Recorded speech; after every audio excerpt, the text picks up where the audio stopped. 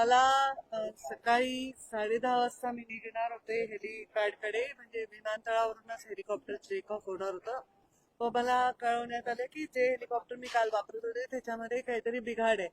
म्हणजे कालही असं वाटलं थोडं जुनं हेलिकॉप्टर होतं ते, आणि त्याच्यात काही बिघाड आहे. आता मी काय बिघाड आहे वगैरे टेक्निकल डिटेल्स मध्ये गेले नाही, आणि मग त्यांनी मला सांगितलं की ते दुसरं हेलिकॉप्टर मला पाठवत आहेत. तर तेही हेलिकॉप्टर पाठवायला थोडा विलंब झालाय, नाही तर मी बाय कार जाऊन पहिली सभा तरी केली असती. तिकडच्याही लोकांशी मी बोलले, सभा रद्द करणं शक्य नव्हतं.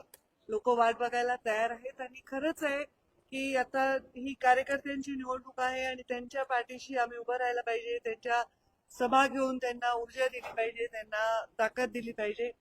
तर मी चालले आता सभेला. लेट झालाय 2 तास, पण ठीक आहे, लोक वाट बघायला तयार आहेत. असं की काल तुम्ही वक्तव्य केलं की बोललात फिरते आणि आईने देव पाण्यात ठेवले. नाही, म्हणजे लिटरली देव पाण्यात ठेवले म्हणण्याचा अर्थ असा आहे की माझी आई सतत लँड झाली का, टेक ऑफ झाली का, कारण शेवटी एवढी मोठी दुर्घटना जी झाली आहे ना, त्याच्यामुळे सगळ्यांचे मन हादरलेले आहेत, किंवा एक टेन्शन लोकांच्या मनामध्ये आहे. असंख्य कार्यकर्ते मेसेज करत होते, ताई विमान वापरू नका, ताई हेलिकॉप्टर वापरू नका. पण आता त्याला पर्याय नाहीये. शेवटी आम्हाला जास्तीत जास्त ठिकाणी पोहोचायचं आहे, तर कोणी काही काळजी करायचं कारण नाही. मी हेलिकॉप्टरमध्ये बसायच्या आधीच त्यांनी क्लिअर केलं होतं की हेलिकॉप्टरमध्ये काय प्रॉब्लेम आहे आणि बदलावं लागेल, तर त्यामुळे काही काळजी करण्याचं तरी कारण नाही. आणि काम तर चालतच राहणार.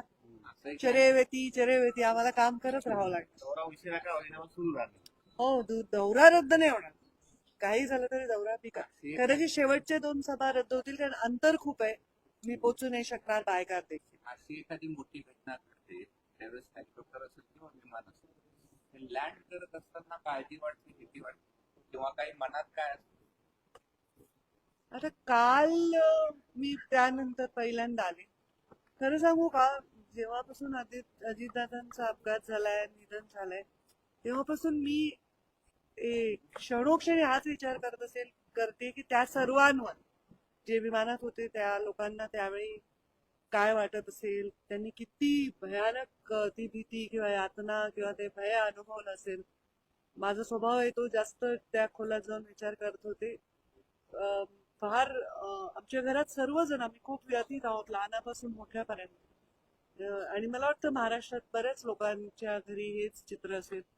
अत्यंत वाईट वाटलेलं आहे लोकांना.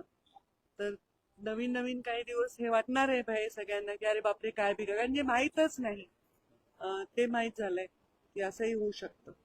तर वाटणं साहजिक आहे, पण आता त्याला पर्याय नाहीये. प्रत्येकाला आपलं काम आणि कर्तव्य करावं लागतं. लाडक्या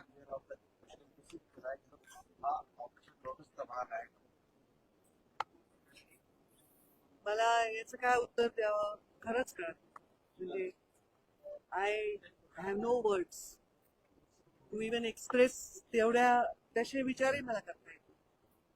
लाडक्या बहिणीच्या योजनेला अजित पवारांचं नाव द्यावं तसं त्यांचेच आमदार मागणी करतात. तर मुख्यमंत्री नक्कीच याच्यामध्ये निश्चित निर्णय घेतील, आणि ते जे योग्य निर्णय घ्यायचा ते त्यांच्या पाठीशी आम्ही.